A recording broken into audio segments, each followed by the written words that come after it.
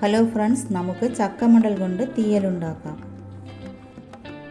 തേങ്ങ വറുക്കുന്നതിനായി അരമുറി തേങ്ങയും 3-4 ചെറിയ ഉള്ളിയും എടുക്കാം.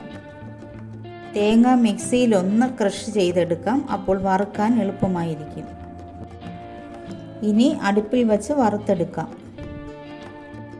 വേണമെന്നുണ്ടെങ്കിൽ ഒരു തണ്ട് കറിവേപ്പിലയും ചേർത്ത് തീ കുറച്ച് വറുക്കാം. തേങ്ങ നല്ല ചുവന്ന് വന്നിട്ടുണ്ട്. അടുപ്പിൽ നിന്നും മാറ്റിയ ശേഷം 2 ടേബിൾ സ്പൂൺ മുളക് പൊടിയും 1 ടേബിൾ സ്പൂൺ മല്ലിപ്പൊടിയും ചേർത്ത് കരിഞ്ഞു പോകാതെ ഇളക്കി കൊടുക്കാം. തണുത്ത ശേഷം അരച്ചെടുക്കാം. ചക്കമടൽ ഇതുപോലെ അരിഞ്ഞത് 3 കപ്പ്, ഉള്ളി അരിഞ്ഞത് 1 കപ്പ്. 2 ഗ്ലാസ് വെള്ളം ചേർത്ത് തിളച്ച് വരുമ്പോൾ ആവശ്യത്തിന് ഉപ്പ് ചേർക്കാം.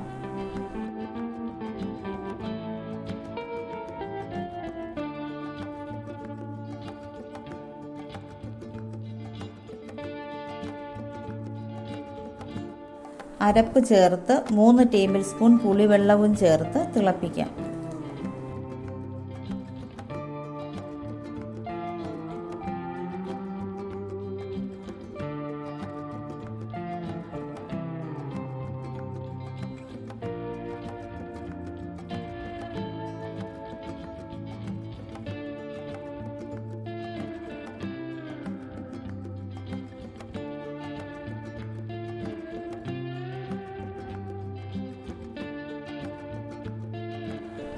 തീയൽ പാകമായി. ഇനി കടുക് വറുത്തൊഴിക്കാം.